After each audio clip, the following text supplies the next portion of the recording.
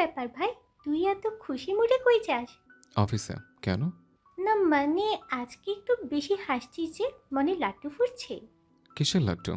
কিছু না, তুই তো গাধা, বুঝবি না এগুলো। এই, কিসের কথা আমি? কি বুঝি না আমি, হ্যাঁ? কিছু না, বলছিলাম যে ভাবি তো কাল পরশু আসবে, তাই না? হ্যাঁ, কাল আসবে। আজ আমি যাবো আর কাল নিয়ে আসবো। কি বলিস, তুই যাবি কেন ওখানে?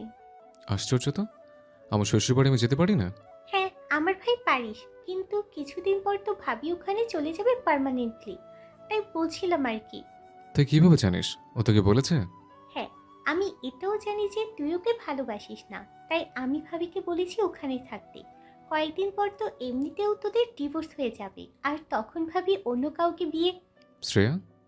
তনয়ের চিল্লানোতে শ্রেয়া মোটেও ভরকে গেল না আর বলল, খেপছিস কেন? আমি কি মিথ্যে বলছি বল? তোরা তো আলাদা হবি। না, এটা হবে না। তানহা অন্য কারোর সাথে বিয়ে করবে না। কেন করবো না? আমি করতে দেব না। কেন? কোন অধিকারে আটকাবি তুই ওকে? স্বামীর অধিকারে। কিসের স্বামী? ডিভোর্সের পর কোনো অধিকার থাকবে তোর ওর উপর? তখন ভাবি আরেক জায়গায় বিয়ে হয়েই যাবে। হবে না, কারণ আমি ওকে ছাড়বো না। কেন ছাড়বি না তুই? কি জন্য রাখবি ওকে তোর কাছে? যেখানে ভালোবাসা নেই সেখানে থাকার কোনো মানে হয় না। আমি থাকতে দিব না ভাবিকে। আমি ওকে ছাড়তে পারবো না। কারণ বল কি কারণ? কারণ আমি ওকে ভালোবাসি। আর তুই খবরদার ওকে আমার থেকে আলাদা করার কথা বলবি না। আমাকে যেটা ফিসফিসিয়ে বললি, ভাবিকে গিয়ে সেটা জোরে বলবি। দেখবি ও নিজে ছেড়ে যাবে না তোকে। তার মানে তুই এতক্ষণ নাটক করলি আমার সাথে? তা নয় তো কি, এত সুইট ভাবিকে আমি ছাড়তে বলবো? পাগল হয়েছিস? ওরে শয়তানি, কারবো দেখতে হবে না। কিন্তু তুই আমাকে প্রমিস কর, আমি বলার আগে তুই ওকে বলবি না যে আমি ওকে ভালোবাসি। তোর তো আবার পেটে কিছু থাকে না। ওকে ভাইয়া, প্রমিস, তুই যা এখন। তারপর তনয় অফিসে চলে গেল আর ড্রাইভ করতে করতে ভাবলো আজকেও তানহাকে ওর মনের কথা বলবে। এতদিন বুঝতে পারিনি, কিন্তু এখন বুঝেছি তুমি আমার জন্য কি।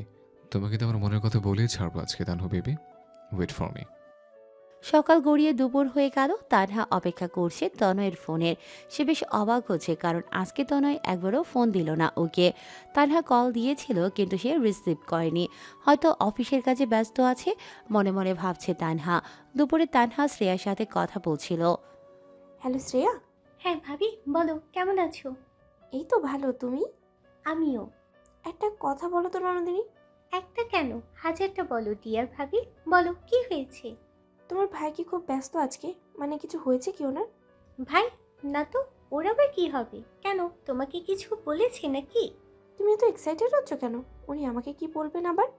ও, না না ভাবি, কিছু না। তুমি কি আমার থেকে কিছু লুকাচ্ছ শ্রেয়া? না তো ভাবি যান, আমি তোমার থেকে কিছু লুকাতে পারি বলো? এবার আমি শিওর তুমি কিছু একটা লুকাচ্ছ, বলো আমাকে প্লিজ। সরি ভাবি, এটা বলতে পারবো না। কিন্তু কেন, কি সমস্যা বললে? আমার কিন্তু এখন টেনশন হচ্ছে। আছে সমস্যা আমার, কিন্তু হ্যাঁ, এটা বলতে পারি যে তোমার জন্য টেনশনের কোনো কারণ নেই, তুমি শীঘ্রই একটা সারপ্রাইজ পাবে। সারপ্রাইজ? কিসের সারপ্রাইজ? উফ ভাবি, সারপ্রাইজ কি আগে বলতে হয় নাকি? পেলে এমনিতেই বুঝবে, টেনশন নিও না। কিন্তু শ্রেয়া।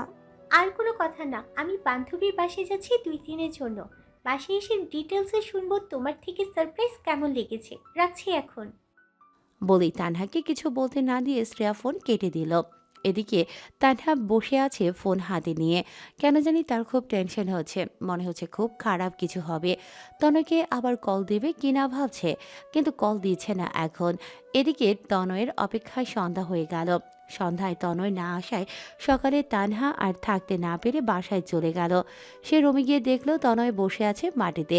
সে বেডের সাথে হেলান দিয়ে ঘুমোচ্ছে নিচে বসে। তানহা অবাক হয়ে গেল, তনয়ের কি হয়েছে আবার। তানহা আস্তে করে গিয়ে তনয়ের পাশে বসলো মাটিতে, আর আলতো করে হাত বুলিয়ে দিল ওর মাথায়।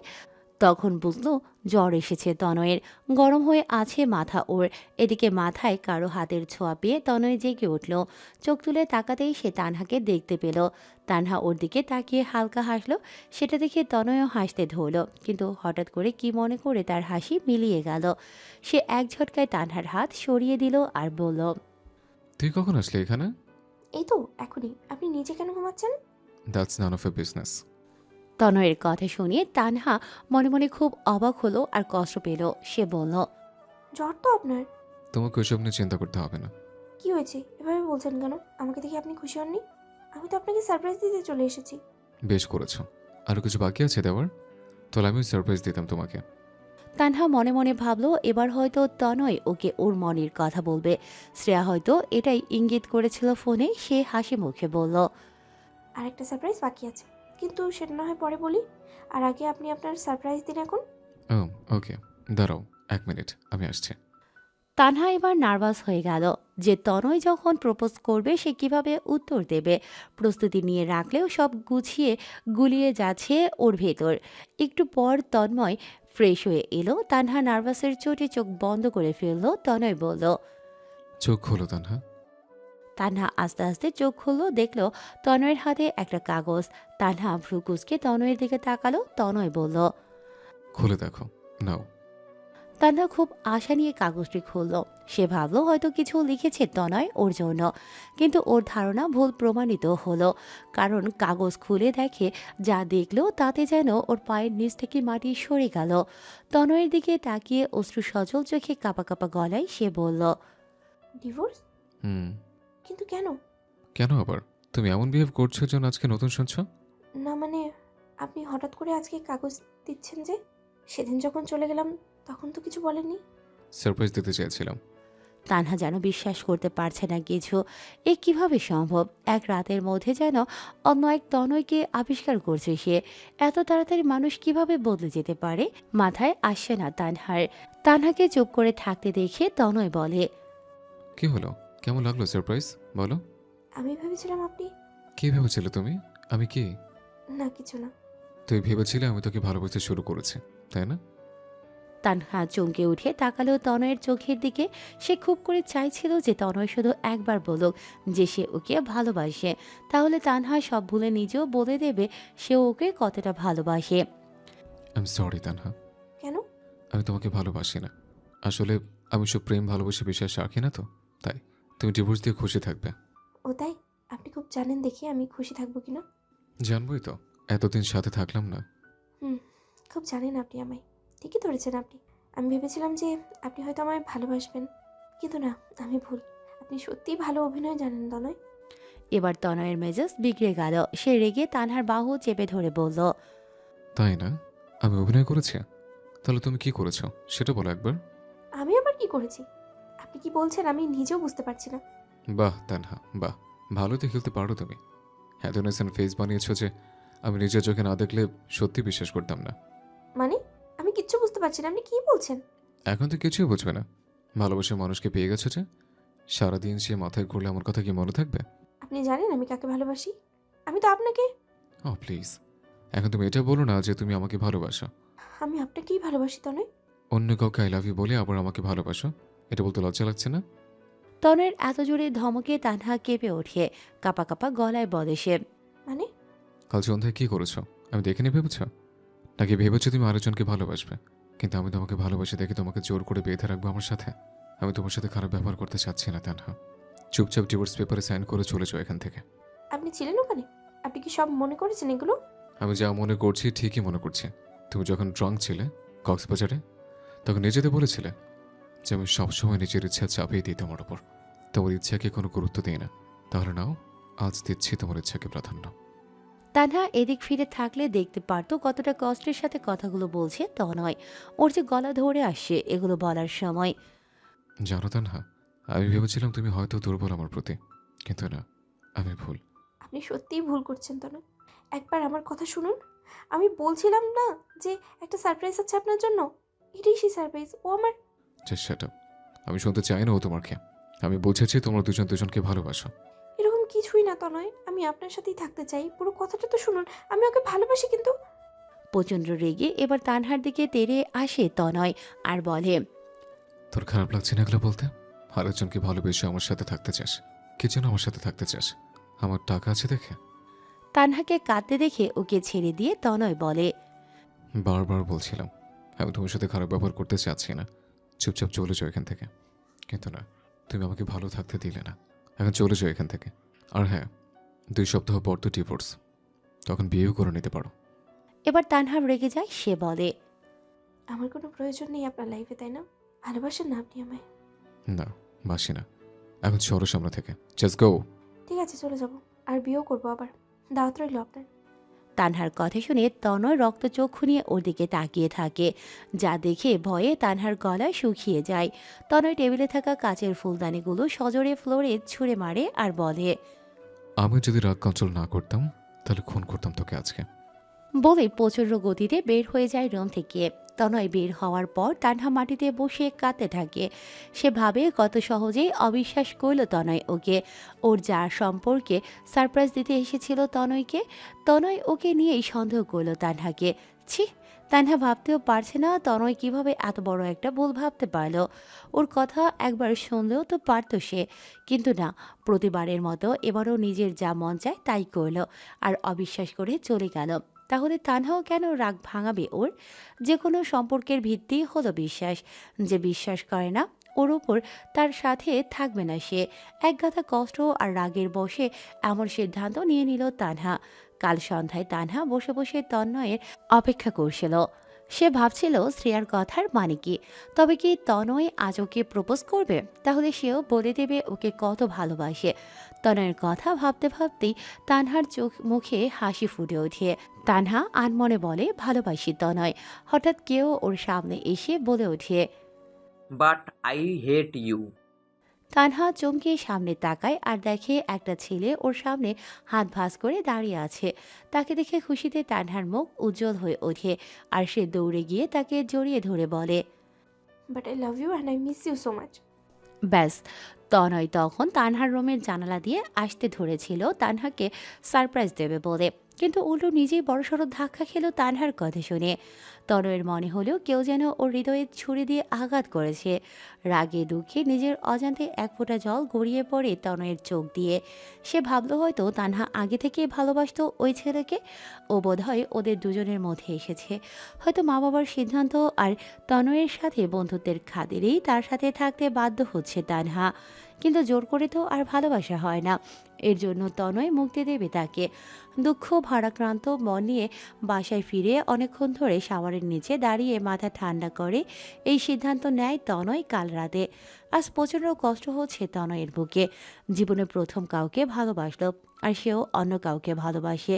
এখানে তানহার দোষ নেই তনয়ের মনে করে, কিন্তু তাও ওর ওপর রাগ হচ্ছে তার, প্রচণ্ড রাগ। কেন বাসবে সে অন্য কাউকে ভালো? কি কমতি ছিল ওর মধ্যে? কি হতো ওকে ভালোবাসলে? ও কি খারাপ রেখেছিল তানহাকে? আজকের তানহার বলা শেষ কথাটি ওর মনে ভেঙে দিয়েছে। কি করে পারলো সে বলতে ওর বিয়ের কথা? বাসা থেকে বের হয়ে বাইরে এসেছে সে। এসব ভাবতে ভাবতেই ড্রিঙ্ক করছে তনয়। আজ ওর দরকার এটা। নিজেকে কিছুতেই সামলাতে পারছে না সে। তনয় বাসায় ফিরে দেখে তানহা কাঁদতে কাঁদতে ঘুমিয়ে পড়েছে ফ্লোরে। সে দুলতে দুলতে এলো ওর কাছে, তারপর আস্তে করে কোলে তুলে নিয়ে বেরিয়ে শুইয়ে দিল ওকে। তারপর ওর পাশে বসে বলল, কেন করলে তুমি এমন আমার সাথে? আমাকে কি ভালোবাসা যেত না? আমি তো এতদিন তোমার চোখে আমার জন্য ভালোবাসা দেখেছিলাম, কিন্তু কাল সন্ধ্যায় যা দেখলাম তার সাথে কিছুতেই হিসেব মেলাতে পারছি না। কেন হলো এরকম আমার সাথে? এগুলো বলতে বলতে তনয় তানহার পাশে ঘুমিয়ে গেল। সকালে তানহা উঠে দেখে তনয় ওকে ধরে ঘুমোচ্ছে আর সে বেডে। তানহা বুঝলো তনয় ওকে বিছানায় শুইয়ে দিয়েছিল, কারণ ও তো ফ্লোরে ঘুমিয়েছিল। তনয়ের ঘুমন্ত মুখ দেখে তানহার মায়া হলেও তার কালকের কথাগুলো মনে হতেই ওর রাগ হয়। আর তনয়ের যে হাত ওর পেটের উপর ছিল সেটাতেই চিমটি কাটে সে। ঘুমের মধ্যে হাতে চিমটিতে চিনচিনে ব্যথা হওয়ায় চমকে ওঠে তনয়। তনয় নিজেকে তানহার এত কাছে দেখে মুহূর্তেই সরে যায় সে। কি সমস্যা তোমার? আমার সমস্যা নাকি আপনার সমস্যা বলুন তো? আমাকে ধরে ঘুমাচ্ছিলেন কোন অধিকারে? কালকের কথা ভুলে গেছেন? আমি ভুলে যাইনি, তোমার এটাই সমস্যা। আমাকে শান্তিতে থাকতে দিবে না তুমি। বুঝেছি আমি। একটু শান্তি মতো যে ঘুমাবো তা সহ্য হচ্ছে না তোমার। ঠিক আছে, বেশি দিন নেই, সহ্য করতে হবে না আর আমাকে আপনার। চলেই যাবো আমি। হ্যাঁ, যাও না। কে আটকেছে তোমায়? আমার বই গেছে তোমাকে আটকাতে? তানহা সকালে ভার্সিটি চলে যাওয়ার পর তনয় অফিসে যাচ্ছিল। রাস্তায় শ্রেয়া কল দেয় ওকে। হ্যালো ভাই, কাল রাত কেমন কাটলো? কি ধরনের কথা এগুলো? বড় ভাই আমি তোর। রিল্যাক্স ভাইয়া, সব ঠিক আছে তো? তুই রেগে আছিস মনে হচ্ছে। কিছুই ঠিক নেই বোন, আমার কপালে নেই তানহা। মানে পাগল হয়ে গেছিস? কি বলছিস তুই এগুলো? যা সত্যি তাই বলছি। তারপর তনয় ওকে সেদিন সন্ধ্যায় দেখা ঘটনার কথা বলে। সব শুনে শ্রেয়া বলে, তুই তোর জায়গায় ঠিক আছিস, অন্য কেউ হলেও এটাই মনে করতো। কিন্তু ভাইয়া, ভাবির দিক থেকে ভেবে দেখ একবার। ও কি তোকে বলেছে কেউই ছেলে? ওটা বলতে হবে আমাকে? যা দেখেছি তারপর কিছু বোঝার বাকি নেই আর আমার। কিন্তু ওইটা অন্য কেউ তো হতে পারে, তাই না? ভাবির প্রেমিক হলে নিশ্চয়ই ওর বাসে যেয়ে কথা বলবে না? এটা তো আমি ভাবিনি, কিন্তু কাজিনও হতে পারে। মেবি আগে থেকে পছন্দ। বাদ দে প্লিজ শ্রেয়া, আমি এ বিষয়ে কথা বলতে চাচ্ছি না। তুই আসলে একটা গাধা। নাকের আগায় রাগ নিয়ে চলিস ঠিকই, কিন্তু রেগে গেলে বুদ্ধি হাওয়ায় উড়িয়ে যায় তোর। কি বলতে চাইছিস তুই? তুই নিজের ভাইয়ের সাপোর্ট না করে ভাবি সাপোর্ট করছিস? ভাইয়া প্লিজ মাথা ঠান্ডা কর, একটু চিন্তা কর। আমি থাকলে তো ভাবির থেকে শুনে নিতাম, কিন্তু আমি যেহেতু নেই, এখন সব তোকে খোঁজ নিতে হবে। আমার দরকার নেই। তানহা যদি আমাকে ভালোবাসতো তাহলে নিজে থেকেই বলতো সব। আমি কিছু খোঁজ নেব না। ভাইয়া প্লিজ, সবসময় ইগো দেখালে হয় না। একবার ইগোটাকে সাইডে রেখে ভাব। যদি তোর ধারণা ভুল হয়, তাহলে তো এক ভুলের জন্য তুই ভাবিকে সারা জীবনের জন্য হারাবি। তানহাকে হারানোর কথা শুনে বুকের মধ্যে ছ্যাদ করে উঠল তনয়ের। সে ভেবে দেখল শ্রেয়ার কথায় পয়েন্ট আছে। সব সময় যে চোখে দেখা সব কিছু সত্যি হবে তার কোনো গ্যারান্টি নেই। ওর কোনো ভুলের জন্য যদি সে তানহাকে হারায়, তাহলে তনয় নিজেকে কখনোই মাফ করতে পারবে না। সারা জীবন আফসোস করে কাটাতে হবে। তাই সত্য মিথ্যা যাচাই করতেই তানহার বাসার উদ্দেশ্যে রওনা হলো তনয়। বাসায় পৌঁছতেই তানহার মা গেট খুললেন। তনয়কে দেখে অনেক খুশি হয়ে গেলেন তিনি। এসো বাবা, তুমি একাই এলে? টানা আসেনি? না মা, ও তো ভার্সিটি গেছে, তাই আমি এসেছি। তনয়কে বসতে দিয়ে তানহার মা বললেন, খুব ভালো করেছো। আমি সেদিনই দেখা করতে চেয়েছিলাম তোমার সাথে। মা, আসলে একটা কথা শুনতে এসেছিলাম। কালকে কে এসেছিল এখানে? মা, কে এসেছে বাসায়? আওয়াজ শুনে তনয় তাকিয়ে দেখে কালকের ওই ছেলে যাকে তানহা জড়িয়ে ধরেছিল। কাল সন্ধ্যার কথা মনে হতেই মুড বিগড়ে গেল আবারও ওর। কিন্তু ছেলেটিকে মা বলতে শুনে বেশ অবাক হলো সে। কি হচ্ছে এখানে কিছুই বুঝতে পারছে না সে। আপনি কে? আমি কে সেটা না হয় পরে বলি, আপনি কে তা বলুন আগে। আমি এবারের একমাত্র মেয়ের একমাত্র জামাই। এসব কি মা? তাহলে আমি কই থেকে এসেছি? মানে? কিছু না বাবা, আমি বলছি তোমায়, এটা তোমার শালা হয়, তানার ভাই আদিব। তনয় এইমাত্র মুখে পানি নিয়েছিল, আর ছেলেটা তানহার ভাই শুনে ওর মুখ দিয়ে পানি বের হয়ে গেল। বিষম খেলো সে। আরে আরে রিল্যাক্স জামাইবাবু, শালাকে দেখে বেশি শখ খেলেন মনে হচ্ছে। আমি যা খাইলাম এটাকে শখ বলে না রে শালা, এটাকে ঝটকা বলে। তুমি ঠিক আছো বাবা? জি, আমি ঠিক আছে। কিন্তু তানহার ভাই ছিল, সেটা তো কেউ বলেনি আমায়। তুমি কোথায় ছিলে এতদিন? আমি দেশে থাকি না, বেশ কয়েক বছর হলো। তানহার বিয়ের মধ্যে আসতে পারিনি, এই জন্য কয়েক মাস পর দেশে সেটেল হব। তাই সময় পেতেই চলে এসেছি দেখা করার জন্য। নিজের বোনের বিয়েতেই থাকতে পারলাম না, কি কপাল আমার। ব্যাপার না, হঠাৎ আমার বোনও থাকতে পারেনি। এখন তো দুজনই আছিস তোরা, বেশ কয়েক মাস হয়ে গেছে, এখন অনুষ্ঠান করা যাবে?